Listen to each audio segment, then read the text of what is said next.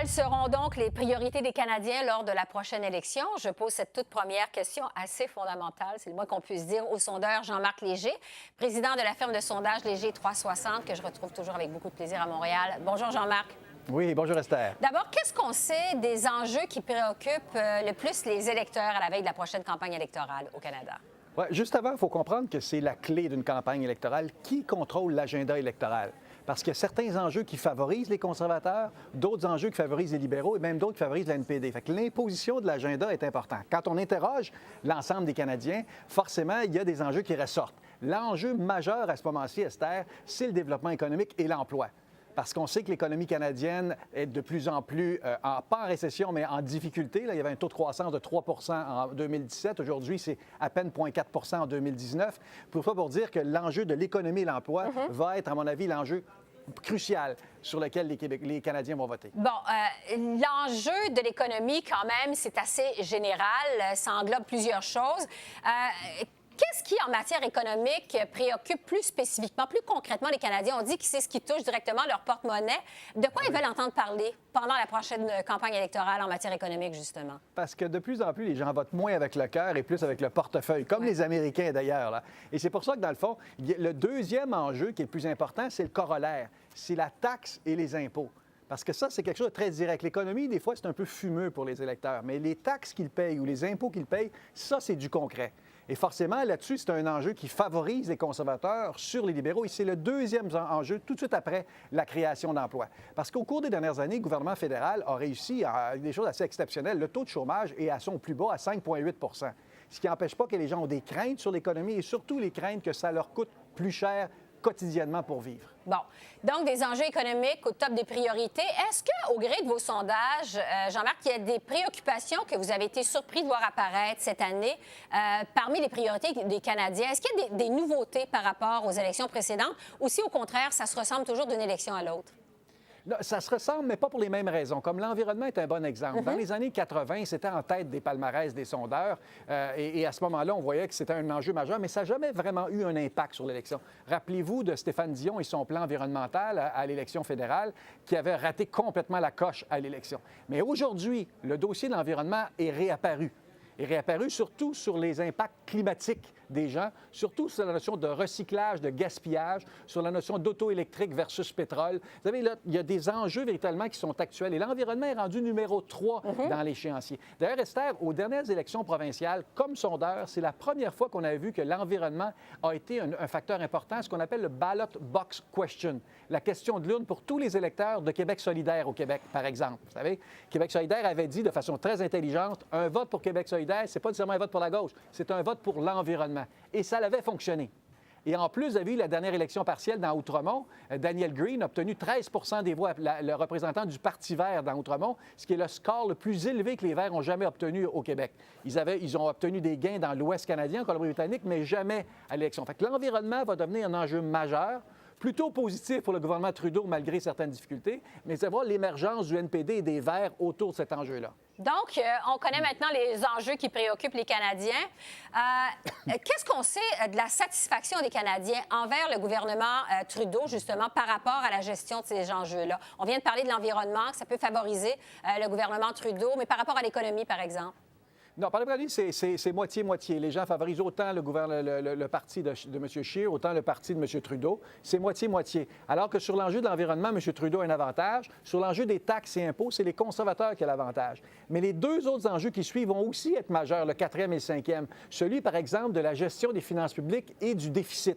Et ça, c'est un enjeu majeur parce que M. Trudeau avait promis que les déficits ne dépasseraient pas les 10 milliards. Ils ont largement dépassé le 10 milliards. On pense que le gouvernement est vraiment en contrôle. Et ça, c'est un argument massu des conservateurs à l'élection. Et le cinquième argument, c'est l'immigration et toute la notion identitaire. Et là, il y a un avantage pour M. Trudeau. Fait que sur les 5 que je vous ai mentionnés, il y a 2 avantages que les libéraux ont, l'environnement et l'immigration. Les autres, c'est davantage les conservateurs. C'est pour ça que les sondeurs, aujourd'hui, on se dit, oui, c'est très serré à travers le Canada. Oui, il y a un avantage pour les conservateurs à ce moment-ci à cause de l'effet SNC-Lavalin. Mais dans les enjeux électoraux, ça s'annule ou presque. Et donc, c'est une élection qui est imprévisible. À 7 mois des élections, lequel de ces 5 enjeux-là va être prioritaire et qui va déterminer ce qu'on appelle la question de l'urne, c'est-à-dire quand l'électeur va rentrer dans l'isoloir, il va dire « je vote à cause de cette raison-là ». Il y a 7 mois, dans le fond, autour de ces 5 enjeux-là. Bon. Est-ce que vous parlez de l'affaire SNC-Lavalin, justement, qui a vraiment dominé l'actualité en janvier et février? Est-ce que les enjeux d'intégrité et de transparence, justement à cause de l'affaire SNC-Lavalin, pourraient prendre davantage d'ampleur, d'importance, de priorité dans l'esprit des Canadiens au cours des semaines et des mois à venir et vraiment s'inviter et s'imposer dans la prochaine campagne électorale? Oui, et son inverse également, parce que toute la notion de fake news ou de nouvelles qui ne sont pas vraies vont aussi s'intégrer dans la campagne électorale. Vous savez, aux États-Unis, on parle de l'importance de l'intégrité. Regardez le président qu'on a des États-Unis, qui est probablement le plus grand menteur qui a jamais été élu en politique occidentale. Vous savez, malgré tout, on parle d'intégrité. Oui, l'intégrité est une question importante, mais c'est plus que l'intégrité. L'effet SNC-Lavalin est davantage sur la personnalité de Justin Trudeau que sur la politique en général. La marque Justin Trudeau a été davantage touchée par la controverse SNC-Lavalin que la marque du Parti libéral, lui, qui est encore très forte quand même dans les journaux. Donc, c'est plus un débat personnel qui, tranquillement, laisse place à d'autres débats durant la campagne électorale. Et forcément, Esther, vous avez assez d'expérience comme moi, tout prend une proportion gigantesque dans une allée électorale. Un événement comme SNC-Lavalin qui est important, ça aurait été beaucoup moins important si c'était passé il y a 2 ans. Mais à quelques mois d'élection, c'est comme une balloune qui explose. Bon. Et en ce qui a trait à la performance des chefs maintenant, lequel est perçu comme le plus apte à gérer les enjeux au moment où on se parle? Parce qu'on s'intéresse toujours à la performance des chefs, savoir qui ferait le meilleur premier ministre dans l'esprit des Canadiens, mais au niveau de la performance des enjeux, de la gestion des enjeux. Ouais, là-dessus, le problème qu'on a, c'est qu'on ne pose plus la question qui est le plus apte, mais qui est le moins pire. C'est la première fois dans une élection fédérale que tous les chefs de parti sont moins populaires que leur parti politique. Ça veut dire qu'ils ne traînent pas les partis vers le haut, mais ils traînent les partis vers le bas. Et quand on regarde chacun des enjeux l'un après l'autre, il n'y en a pas un qui obtient 30 d'appui, 20, 22, 25 d'appui. Même quand je compare M. Scheer et M. Trudeau, oui, M. Trudeau est très critiqué, mais M. Scheer ne va pas chercher, dans le fond, toute la sympathie du public non plus.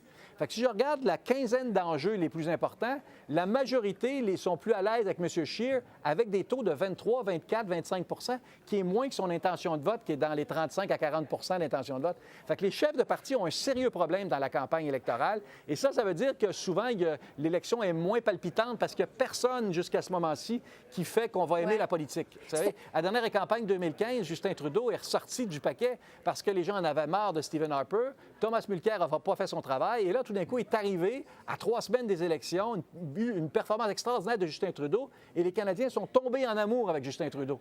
Moi, je vous fais une promesse. Ça va être difficile pour que les Canadiens tombent en amour avec les chefs actuels. Ils les connaissent et ils ne sont pas très performants, selon les Canadiens. Oui, et c'est une première, Jean-Marc, que tous les chefs de parti traînent en fait leur parti vers le bas, alors que dans les années passées, Justin Trudeau avait tendance à traîner son parti vers le haut. Maintenant, finalement, ça s'est inversé. Traîne son parti vers le bas, lui aussi. Oui, dans une perspective canadienne. Maintenant, une perspective régionale, M. Scheer a beaucoup d'impact dans l'Ouest canadien, y compris la Colombie-Britannique, l'Alberta et les prairies. M. Trudeau a beaucoup d'impact au Québec et dans les provinces atlantiques. Au niveau canadien, ça s'annule un peu. Mais globalement, dans certains endroits, comme au Québec, l'effet SNC-Lavalin n'a pas été si important ici au Québec. Et même, je dirais l'inverse. Et il est encore très populaire, Justin Trudeau. Fait qu'il ne faut pas le regarder avec notre lorgnette provinciale, parce que des fois, on voit des différences. Au niveau canadien, ils ont peu d'impact, mais il y a certaines régions où ils performent encore.